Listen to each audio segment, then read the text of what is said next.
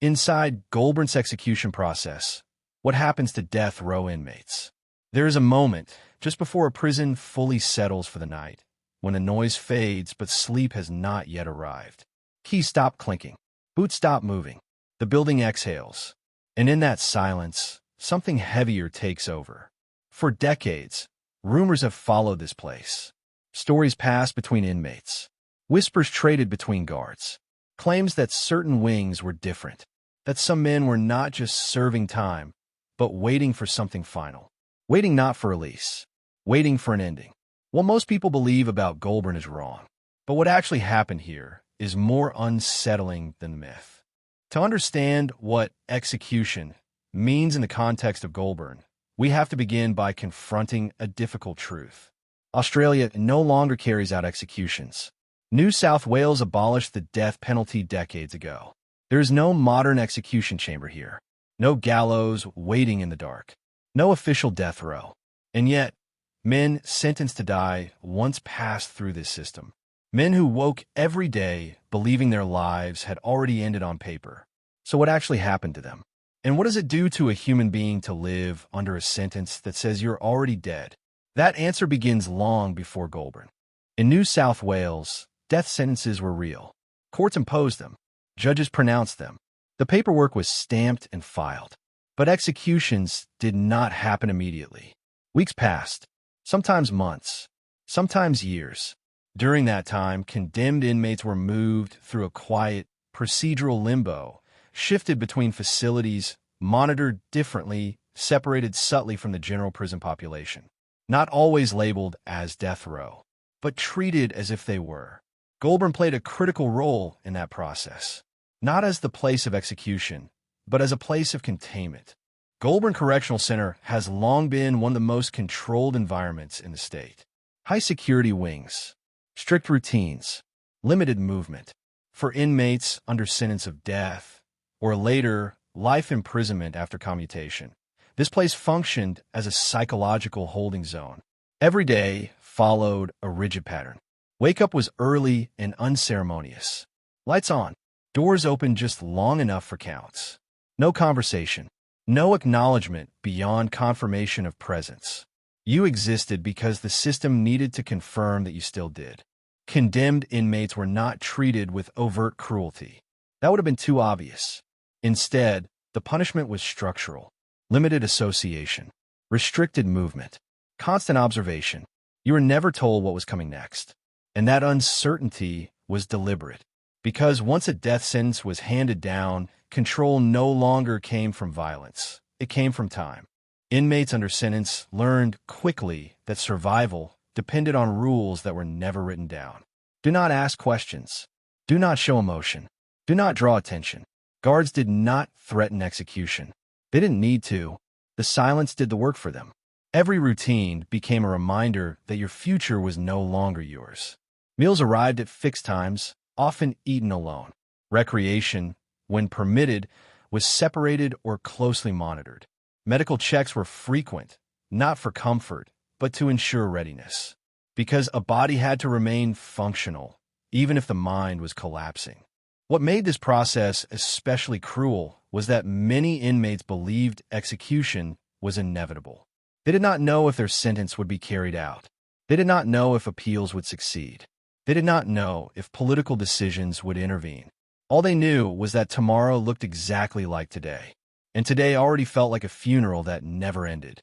But the worst part hadn't arrived yet. B-roll, close-up of a notice board with official documents pinned up. Names are blurred. A guard's shadow passes over the frame. Because at a certain point, something changed. A shift in how guards spoke. A shift in how routines were enforced. A shift that inmates learned to recognize instantly. It meant your case had moved. Not forward. Closer. And when that happened, the system tightened. Inmates described this phase as being turned inward. You were no longer part of the prison. You were part of a process. Letters were delayed or withheld. Visits became more restricted. Any deviation from routine, missed meals, sleeplessness, agitation, was documented. Not to help you, to measure you. Because a condemned inmate had to remain compliant. Alive enough to die later. What makes Goulburn's role so disturbing is not what happened here physically, but what happened psychologically.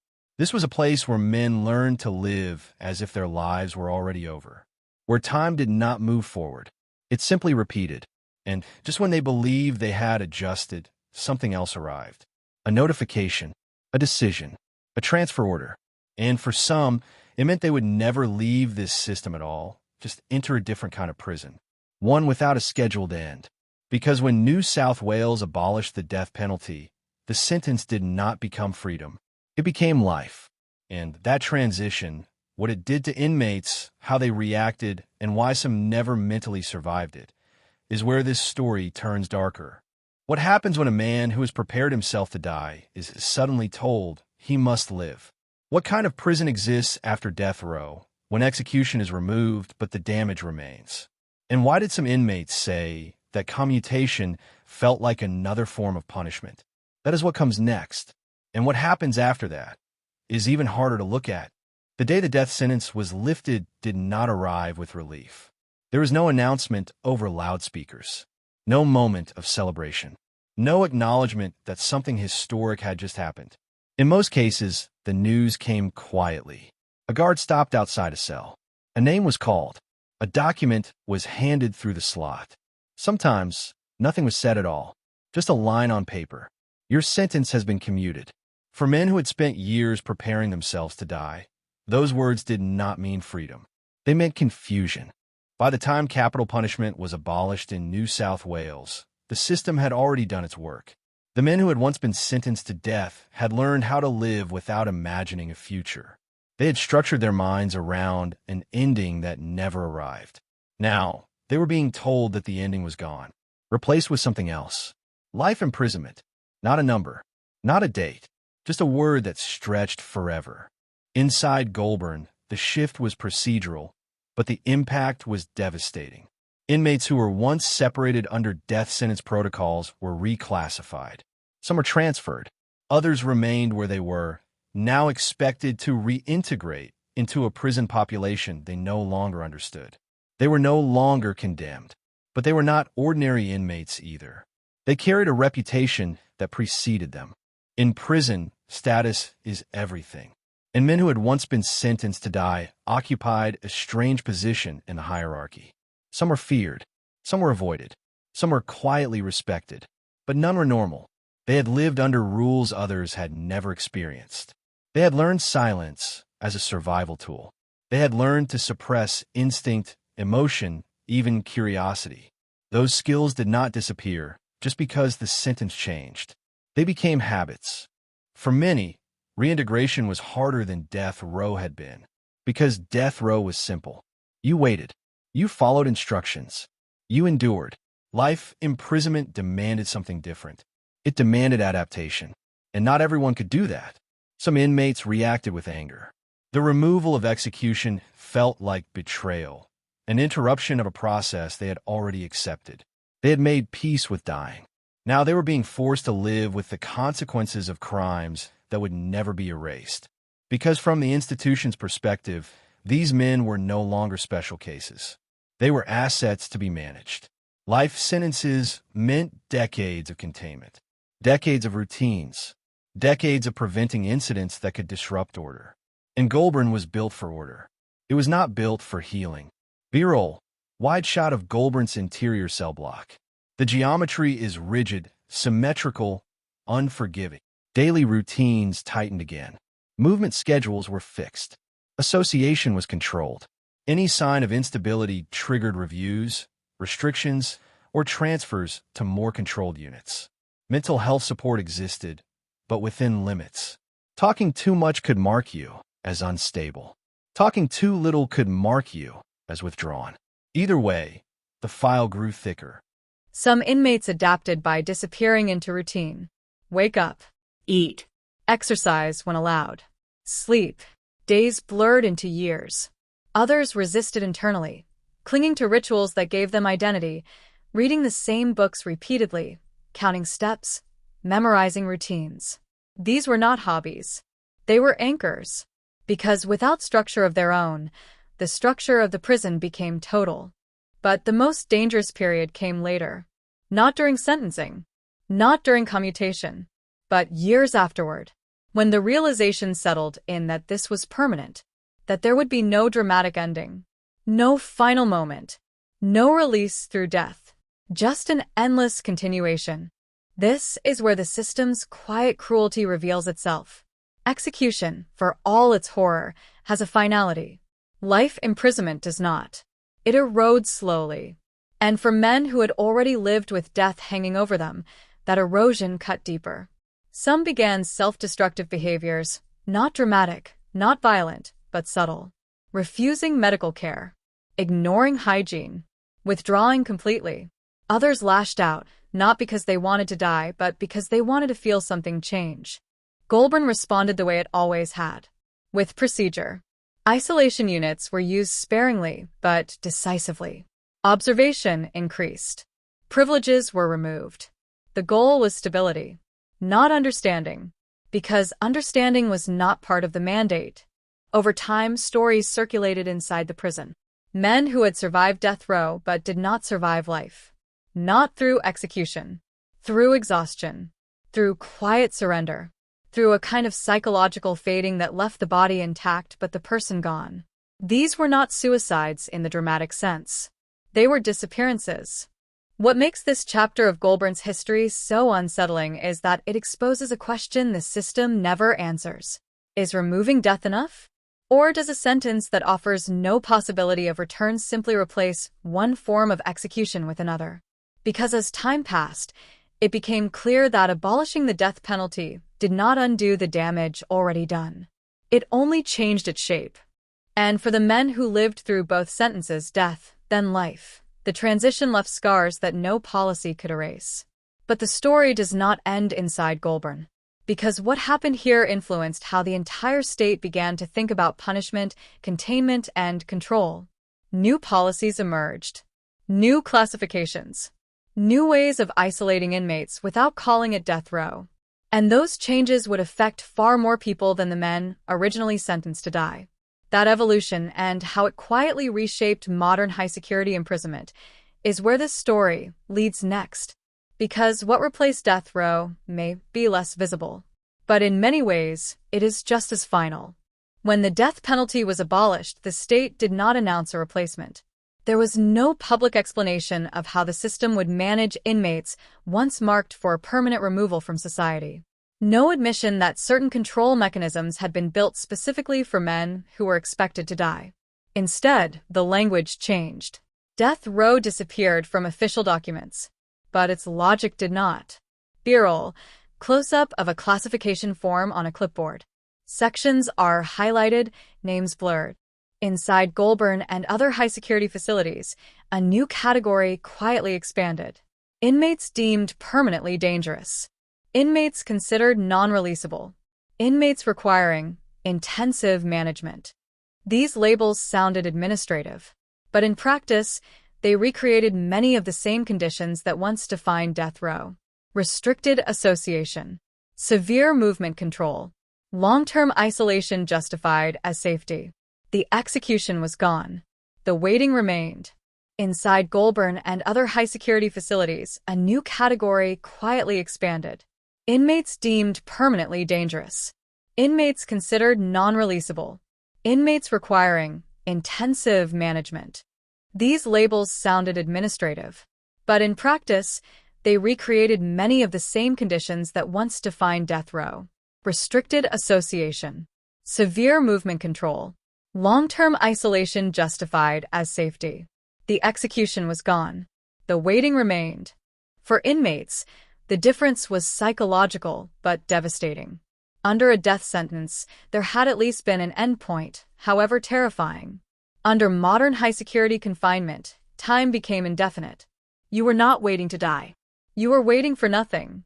And that distinction mattered. Guards noticed a pattern that repeated across years. Men who entered these units often followed the same trajectory. At first, compliance. Then hypervigilance. Then emotional flattening.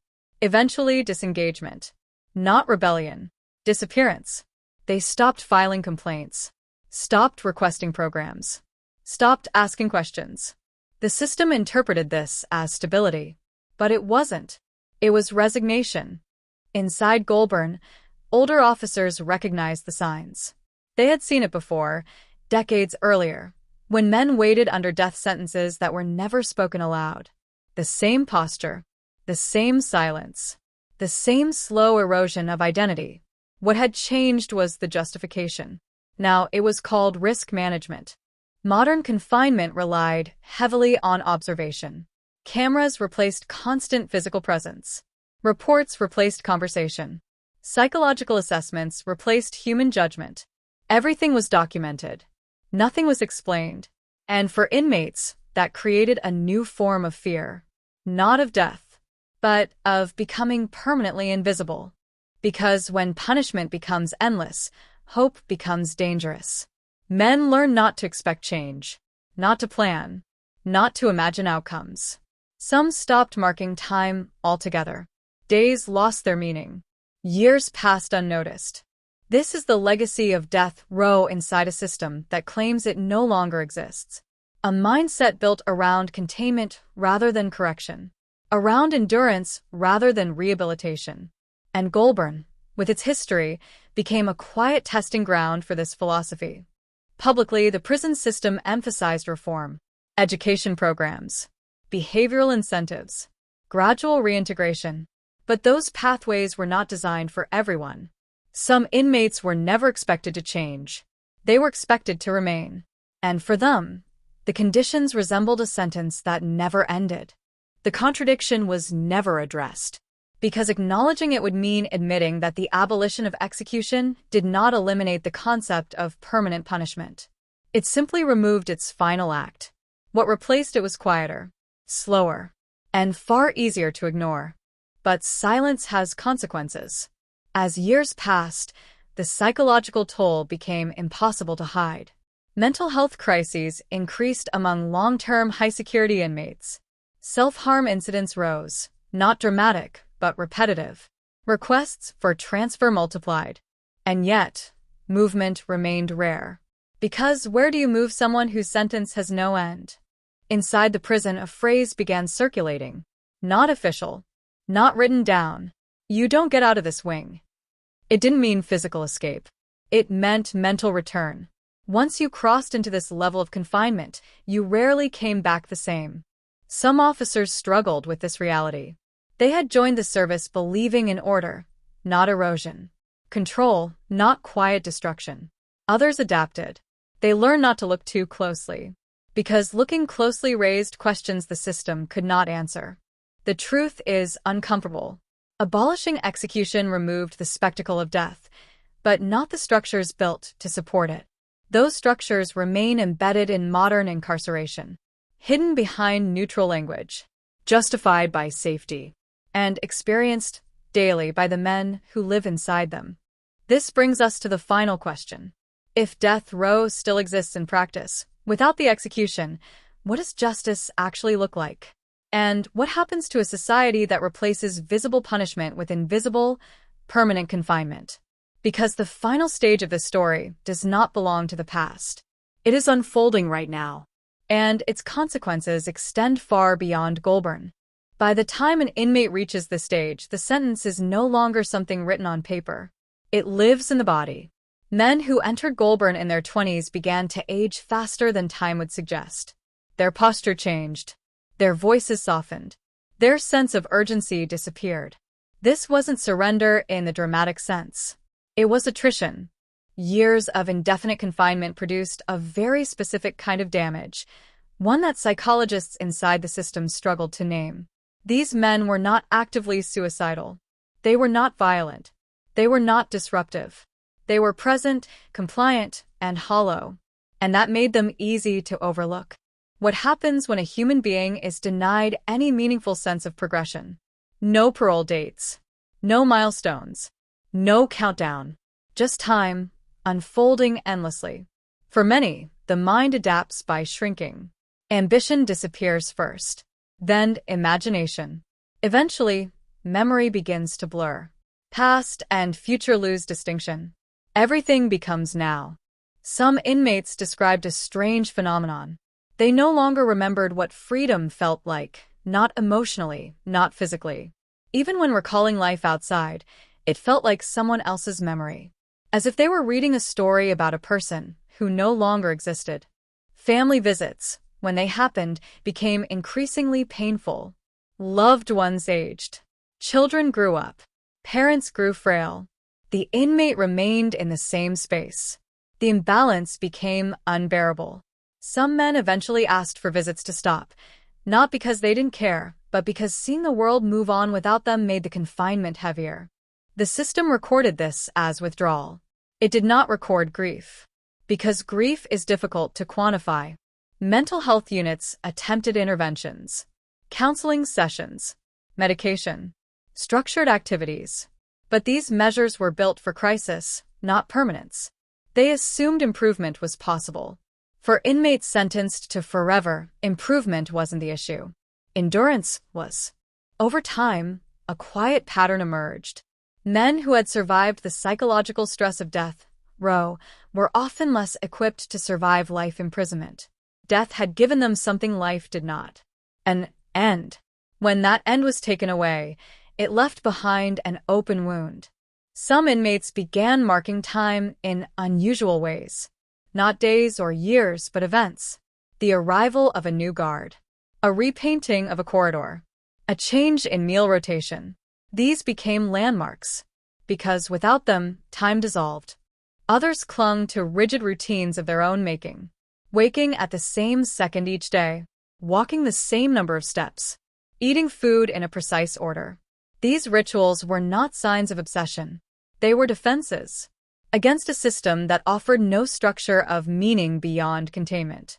As decades passed, a new reality surfaced. Some inmates had now spent more time incarcerated than free. Their crimes belonged to a distant past. But the punishment remained present. And with every passing year, the possibility of reintegration became less realistic. Not because of danger. Because of damage. Technology advanced. Society shifted. Language changed. Inside, time stalled. The gap between the world outside and the world inside widened until it felt unbridgeable. For men once sentenced to die, survival had become a sentence of obsolescence. This raises an uncomfortable question. If a sentence removes not just freedom, but relevance, identity, and connection, what exactly is being preserved? Public safety? Or distance? Inside Goulburn, some officers began to speak quietly among themselves. Not officially. Not in reports. They spoke about men who were no longer dangerous, but no longer capable of living outside. Men who had been shaped entirely by confinement. Men who had outlived their punishment, but not their sentence. The system had created a population that could not be released without creating another kind of harm. Not to society. To the men themselves. And so they remained. Living evidence of a punishment that no longer had a name. This is where the idea of execution quietly returns, not as an act, but as a process. A slow erasure of self. One that leaves the body intact. One that satisfies the demand for safety without confronting the cost. And yet, the story is not finished. Because time does not stop even here. These inmates grow older. Their health declines. Their needs change. And the system, designed for containment, must now decide how to manage men who were never expected to live this long. That decision, and what it reveals about punishment, responsibility, and the value of human life, is where this story reaches its final reckoning.